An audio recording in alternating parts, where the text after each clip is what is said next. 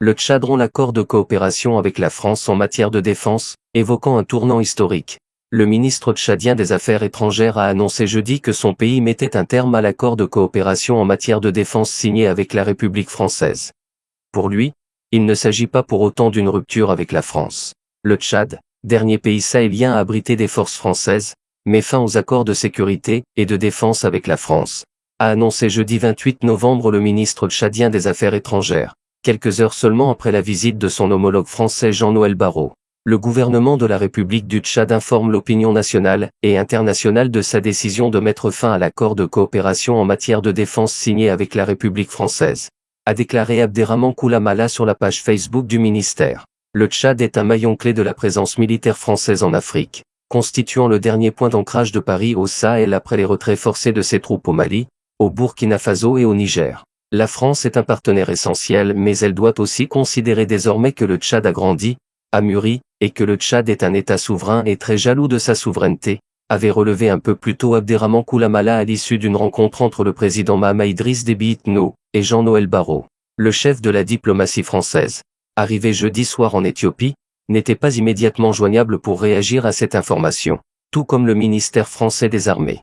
Ce n'est pas une rupture avec la France. En mai dernier se sont achevées à N'Djamena 3 années de transition avec l'élection de Mahamat Idriss Déby Itno, porté au pouvoir par une junte militaire après la mort de son père Idriss Déby tué par des rebelles au front. Menacé par des offensives rebelles, Déby père avait pu compter sur l'appui de l'armée française pour repousser celle-ci en 2008 puis en 2019. Ce n'est pas une rupture avec la France comme le Niger ou ailleurs, a néanmoins assuré à l'AFP le ministre tchadien joint par téléphone, dont le pays abrite encore environ 1 millier de militaires français. Le Tchad, conformément aux dispositions de l'accord, s'engage à respecter les modalités prévues pour sa résiliation, y compris le délai de préavis, précise le communiqué ministériel, qui n'évoque pas de date de retrait des troupes françaises. Une décision prise après une analyse approfondie. Cette décision a été prise après une analyse approfondie et marque un tournant historique, a souligné Abderrahmane Koulamala dans son communiqué. Après 66 ans de la proclamation de la République du Tchad, il est temps pour le Tchad d'affirmer sa souveraineté pleine et entière, et de redéfinir ses partenariats stratégiques selon les priorités nationales, a-t-il ajouté, assurant que la visite de Jean-Noël Barrot avait par ailleurs permis de renforcer les relations bilatérales à tous les niveaux. La visite de Jean-Noël Barrot visait à prendre la mesure de la crise humanitaire provoquée par la guerre au Soudan.